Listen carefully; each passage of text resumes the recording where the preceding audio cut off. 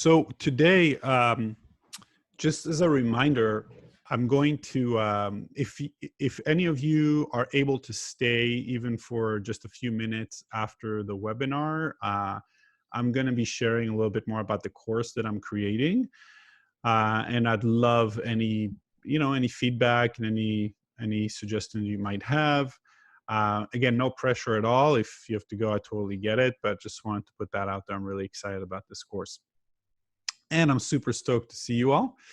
And I feel like it's kind of nice with, I just love to see everyone's faces, and it's a nice and intimate group, and we can like connect, and it's nice. So I wanted to share with you, I wanted to start today with a quick story about,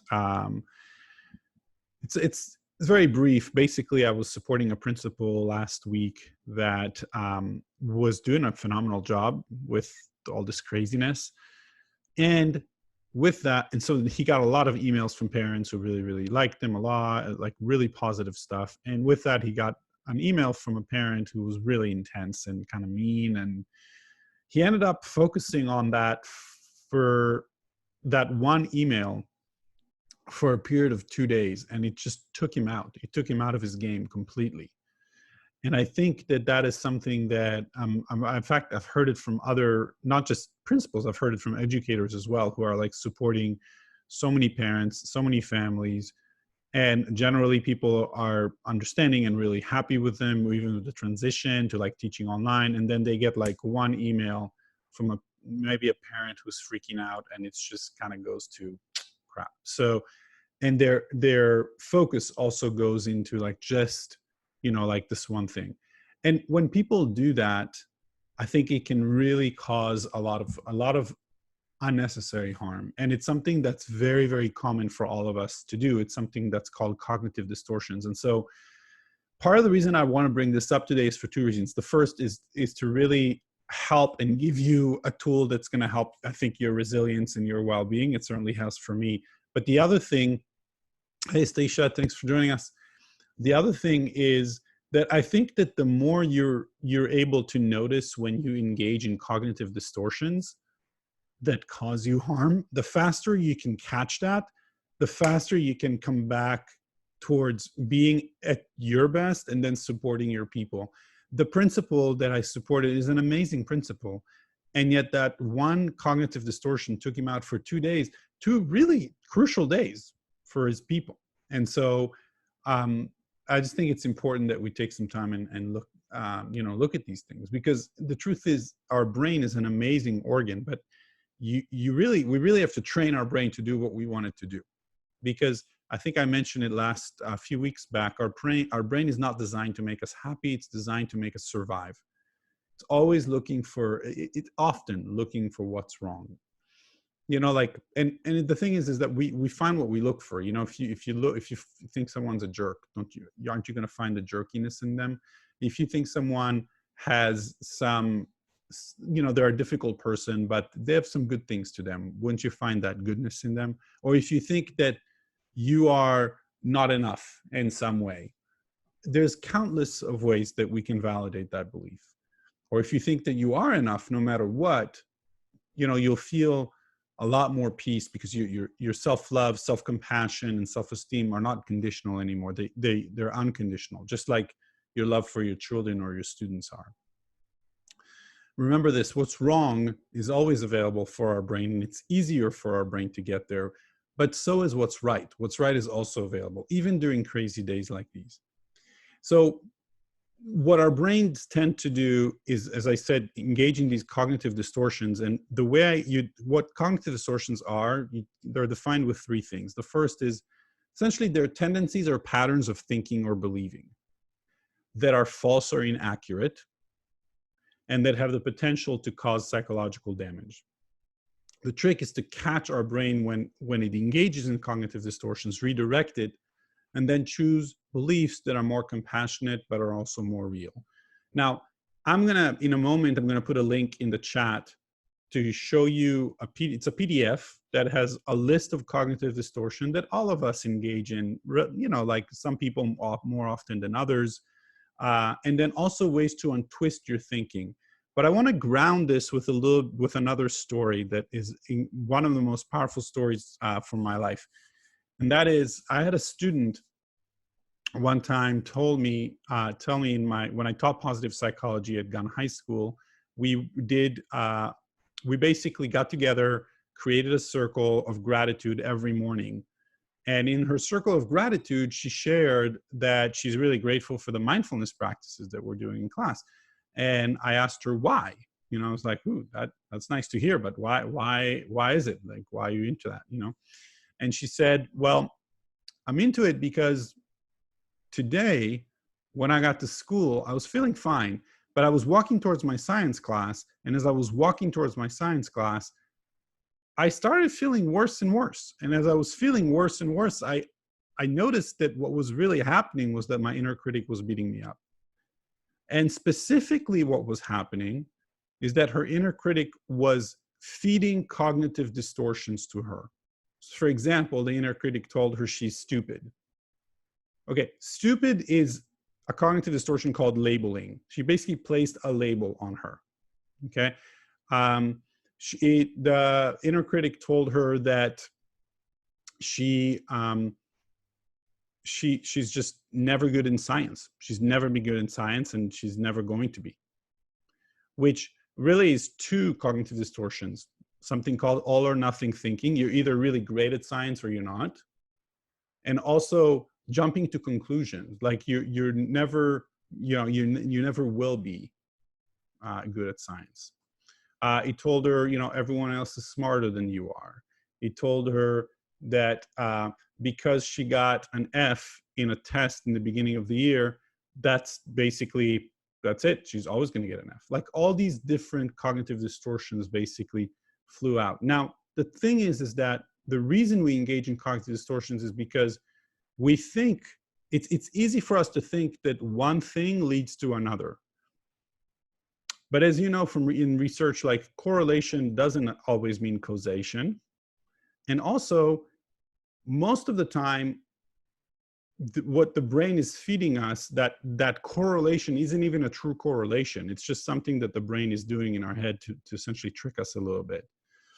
So what I'd like to do is I'm going to put up a PDF, and I'd like for you to just take a moment and just see what just look at the first 2 pages. And this is the list of cognitive distortion that David Burns came up with. And let me just put it in the chat. And so when you get a chance, click on the link from the chat, and you can open up that PDF, and you can look at the list, and you can look at page 2 looks at how to untwist some of your cognitive distortions.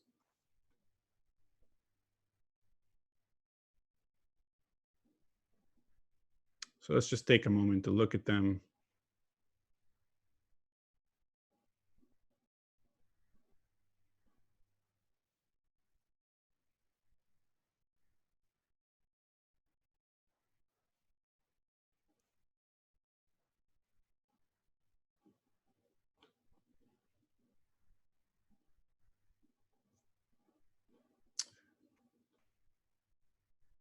I'm going to give you, another 30 seconds just to check them out.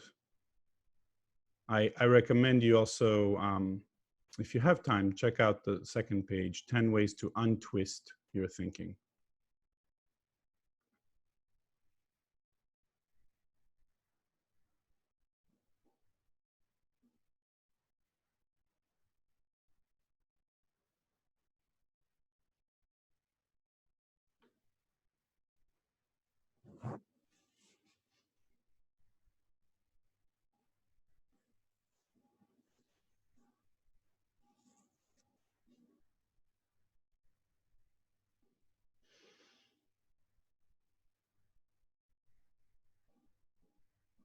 My student name was Sumi, and I want to just share with you what Sumi did in her. I know, isn't it awesome, Ellen? What Sumi did in her head when she noticed that the inner critic was feeding her these cognitive distortions. The first thing she did was, number one, if you actually scroll down to page 2 and you can look, it's labeled 10 ways to untwist your thinking. The first thing she did was she identified the distortion. She's like, whoa, my inner critic right now is feeding me labeling. It's actually telling me I'm stupid. That's exactly what it's doing. It's labeling. The other thing it's doing is that it really is thinking in black or white thinking, like all or nothing thinking. I'm either amazing at science or I'm horrible at science. That's the only way that I can be, The other thing that it's doing to me is that it's doing mental filtering. So basically, it's called the negativity bias cognitive distortion, or mental filtering, where it's looking at, oh yeah, that F that I got, and only focusing on that the entire time, instead of, hey, by the way, I also got a B just a few weeks ago on a quiz that we're going to be tested on. Right? So like discounting the positives and focusing only on the negative. And so what she did is she said she used basically the first 3 ways to untwist her thinking. She identified the distortion, then she examined the evidence, and she said, hey, you know what? I actually realized that test that I got an F on in the beginning of the year was a test that I didn't prepare well for. Not that I didn't try to, but I just didn't prepare for it very well. That quiz that I got a B on not too long ago, I knew how to prepare for it. I worked hard for it, and I did well. So you actually examined the evidence and looked at the reality of things. And then she used the double standard method, basically realizing like, hey, you know what? I never talk this way to my friends, ever. Like, I never tell my friends that they're stupid. I never tell my friends that everyone else is smarter than they are. I never, and none of my friends talk to me this way. And in fact, the way that I'm talking to myself, I wouldn't even talk to my enemies this way. And so she basically was like, hey, I'm going to really now take a moment and be more real and talk to myself like a really kind friend would talk to me. And it was really beautiful to see that even in the span essentially of 5, maybe 7 minutes, she was able to take a moment and basically, I don't know if I might have shared this with you all before, but she literally turned around, waited till no one Stacia, good stuff. I'm glad you like it. She turned around, she waited till no one was listening, and she whispered to her inner critic, I see that you're trying to help me. I'm going to give you a hug now, and you're going to be quiet, and you're going to sit in the back because I have a quiz to take. And she went to take it. She did pretty well, but the main point is that she wasn't in agony, and she was able to really become more real. It wasn't just that she felt better. She was able to see reality more accurately. Does that make sense? Cool. So what we're going to do is I'm going to invite you into a quick exercise. And what it is I'm going to invite you to journal about something that's happening in your life, even perhaps this morning. Like this morning, I had a small, not a fight, I would say, but Ali and I got into a little bit of a disagreement. And I immediately, I kind of engaged in, I sort of engaged in mental filtering myself. I literally noticed my brain going into we have a disagreement over this important thing, and we're kind of fighting about this, and this is so hard. And I noticed my brain, I took a moment to step back and observe and notice what my brain was doing. My brain was so focused on this specific thing that I forgot that Ali and I have an amazing amount of ability to return to one another.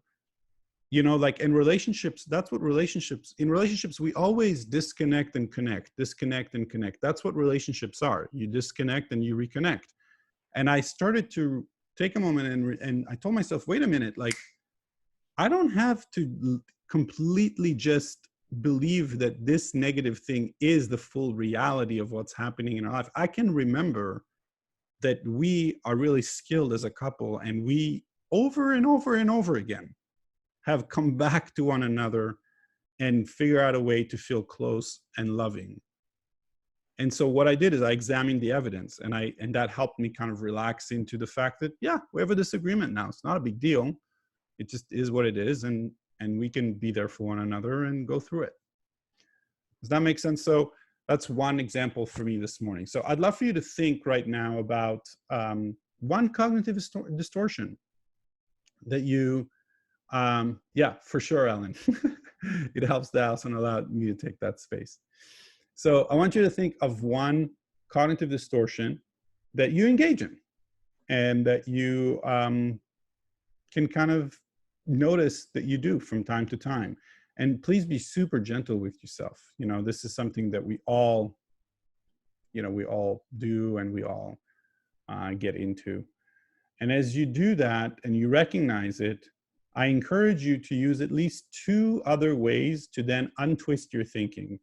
So of course, it could be, you could examine the evidence, you could use a double standard method, you can, and I love the fifth one, thinking in shades of gray. So I invite you to just, let's take about, 3, maybe even 4 minutes to just take a moment and journal. So maybe take a journal and really identify that and begin to untwist it for that specific scenario that you're thinking about. And I encourage that for you to pick something that's really up for you right now, something that's happening either at work or in your personal life that's really up for you.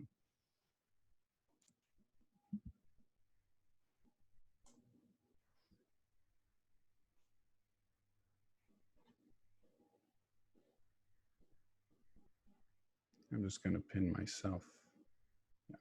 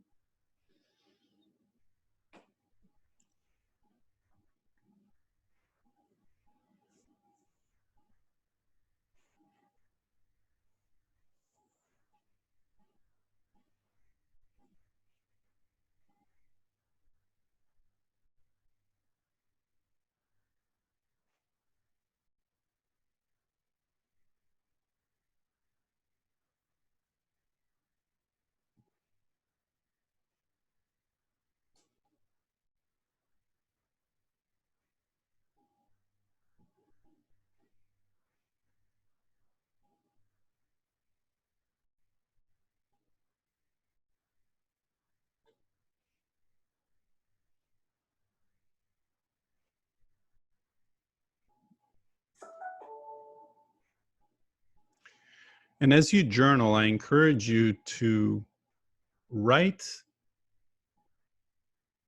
a sentence or two that actually reflects your reality more accurately.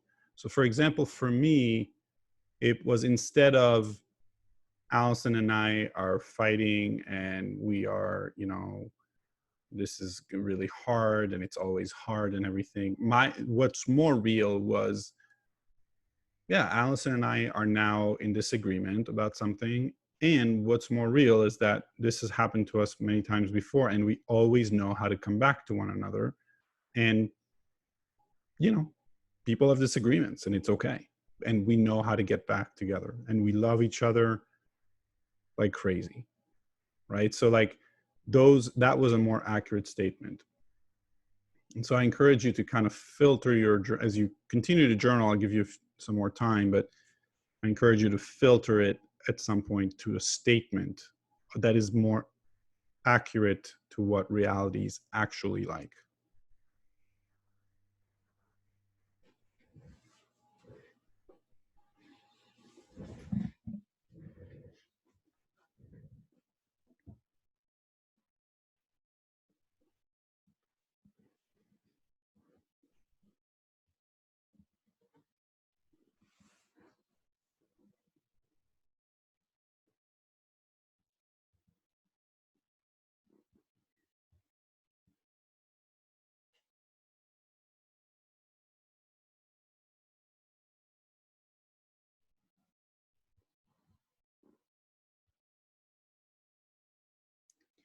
I'm going to take another 30 seconds or so.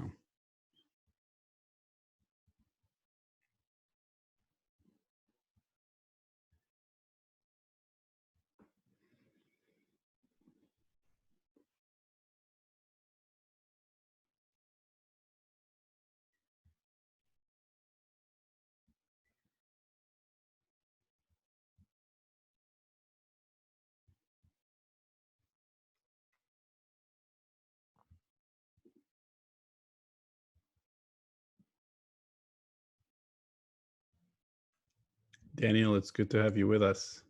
Glad you're here. Thank you. Great to be here. Sorry for being late. The internet went down. Oh, no worries. It's all good. Nice. And Julie, good to see you too. Thanks for being with us, and I'm stoked that you were able to find the positive statement. So here's what we're going to do. In a moment, I'm going to divide you into groups. And what I'd love for you to do is I want you to, if you're okay with it, share what it is that you experience kind of the cognitive distortion around. What is the cognitive distortion? And how you're going to untwist it. And just by sharing it with other people, it actually helps us. It's going to help us have much more awareness of when that happens again. Like, I'll give you an example. The other day, I was supporting a teacher who basically told me, Ronnie, like I teach people in person. Like that's what I do.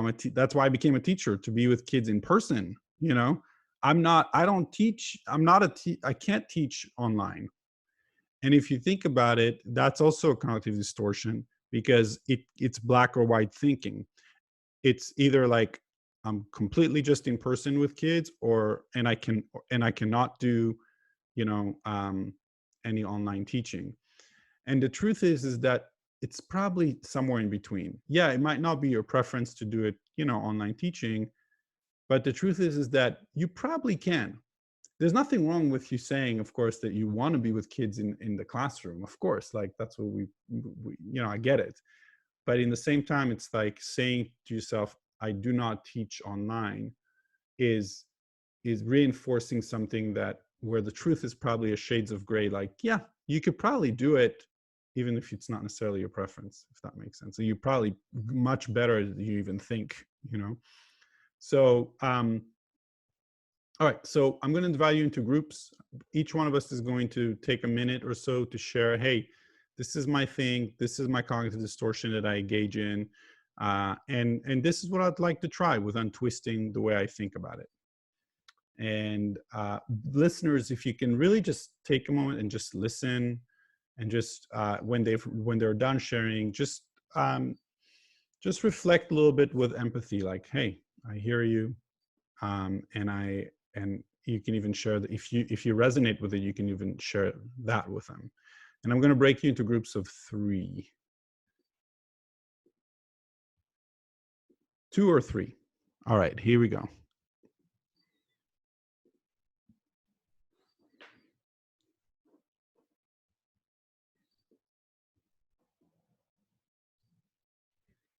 Let's see.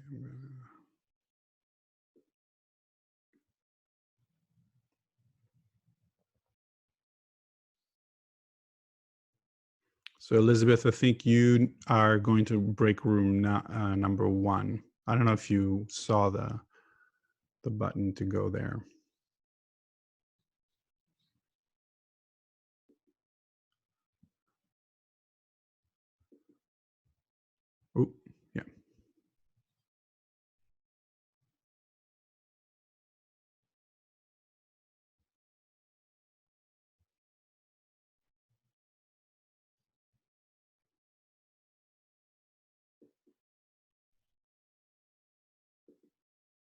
There's Roni.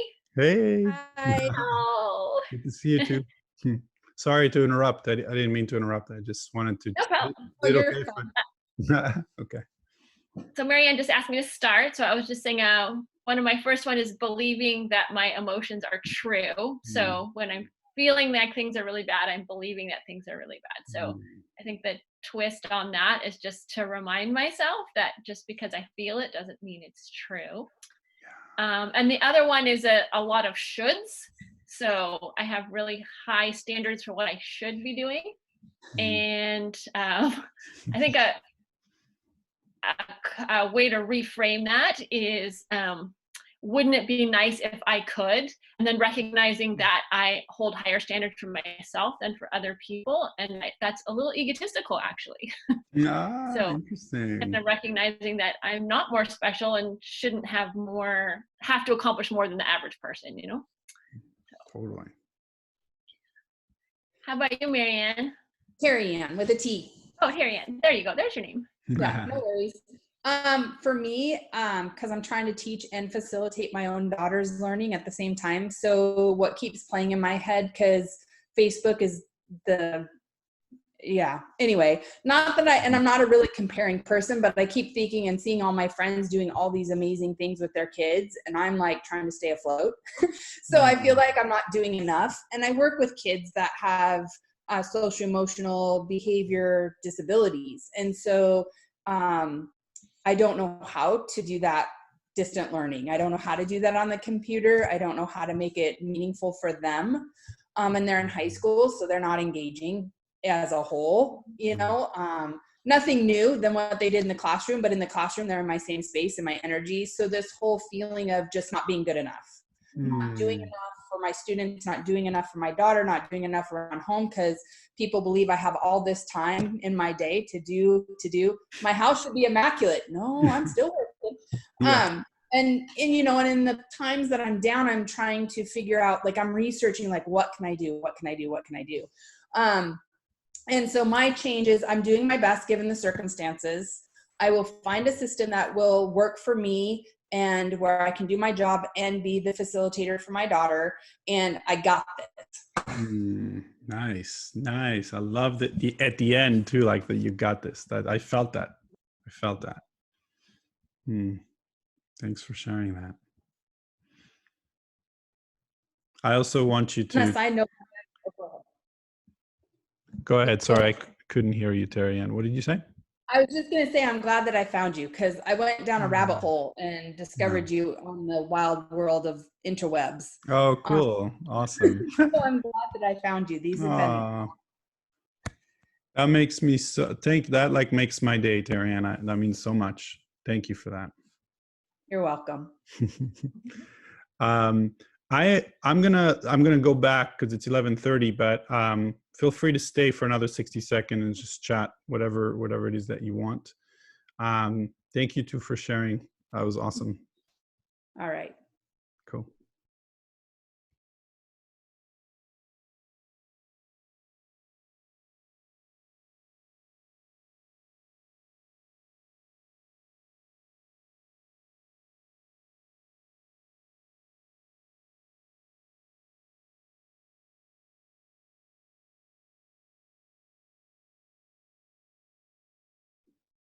Unmute myself.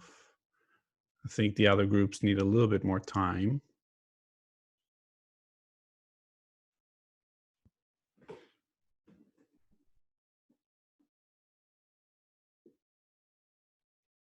All right.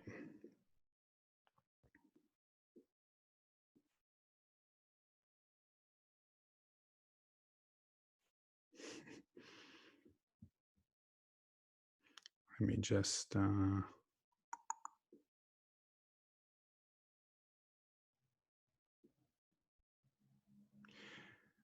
one of the things that I like the most about, well, I'll share in a second once everyone shows up back again.